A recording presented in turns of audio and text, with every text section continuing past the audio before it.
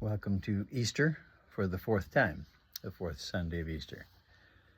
If the only prayer you ever say in your whole life is thank you, that would be enough. In the name of the giver of life who leads us to the grateful center of our lives. Amen. The great mystic of the 14th century, Meister Eckhart, said, if the only prayer you say in your whole life is thank you, that would be enough. Our first reading from Acts speaks of the life and customs of the first Christians. It says, those who had been baptized devoted themselves to the apostles' teaching and fellowship. Day by day they broke bread at home and ate their food with glad and generous hearts. I believe that what gave them those glad and generous hearts was their lives centered upon gratitude, the grateful center of life.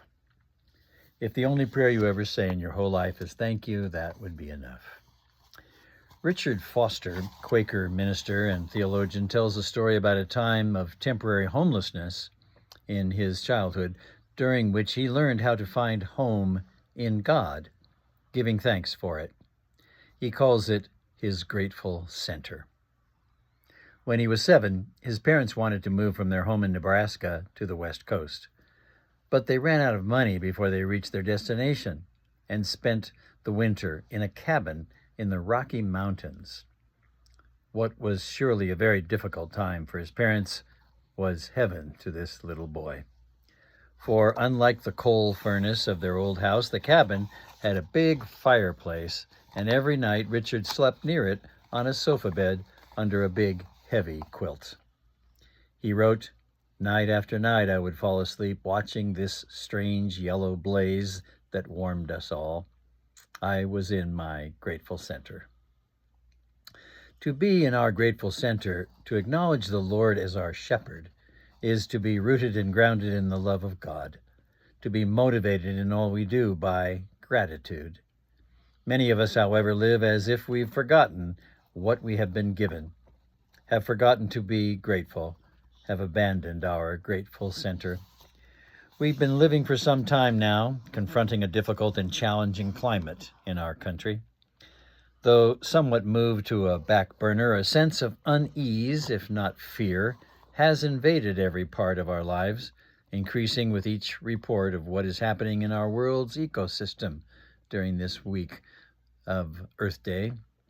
We are nervous about inflation, economic decline, and so many other things. We are afraid of getting too close to others. Remember how we were told to be afraid of touching door handles and guardrails and even items handled by others in the grocery store? Any objects that supposedly had vestiges of an invisible, mysterious virus? We are afraid of what we know and of what we do not know. We are afraid of change and afraid of standing still. Unease and even fear shape so many of our decisions and our choices. God's alternative to this atmosphere of fear is the grateful center of our life, gratitude. If the only prayer you ever say in your whole life is thank you, that would be enough. Jesus, our Good Shepherd, offers us this grateful center even now, in the midst of our anxieties. He says to us, make your home in me as I make my home in you. Find your grateful center. When the whole of the northeastern United States and southeastern Canada was plunged into darkness during the massive power outage of 2003, Jay Reynolds, the director of the Walter R. Scheele Planetarium outside of Cleveland, Ohio, saw great opportunity in a pitch-black sky.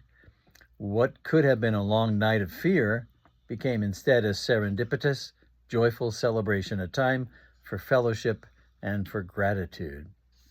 Before sunset, Dr. Reynolds set up his telescope in his front yard, inviting everyone to come over and see the marvels of the sky. The deep, deep black of the sky, free of artificial light, revealed the galaxies in plain view. The whole sky was alive. The planet Mars was brilliant, and the Perseid meteor shower as well. Jay Reynolds said, it was a great night to see the stars the way they were meant to be seen. I have no doubt that in the darkness of that night, the neighbors of that street in Bay Village, Ohio, rediscovered their grateful center, gratitude for the thoughtfulness and generosity of their neighbor who loved the night sky so very much, gratitude for a creator who sets the stars in their courses and binds together Orion and the Pleiades, and gratitude for a night in which to see those stars the way they were meant to be seen.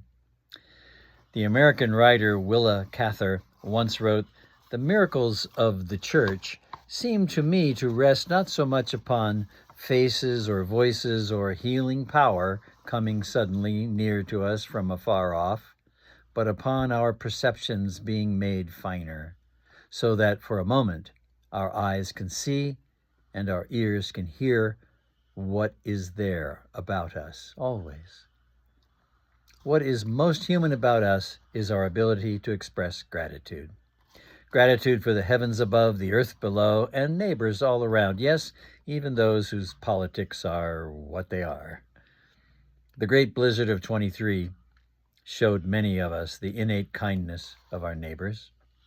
The place where we experience the unearned, unmerited, unwarranted superabundance of God's love, the amazing grace for which our heart's prayer is simply thank you.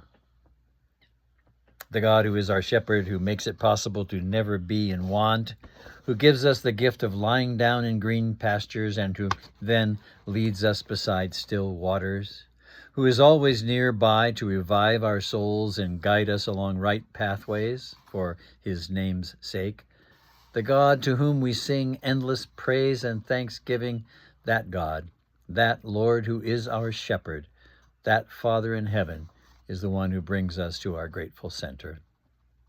Let us dwell in that grateful center where gratitude motivates all we do, no matter what valley of shadows we have to walk through in this country or in our personal lives. Thanks be to thee, O God. Thanks forever be unto thee. Amen.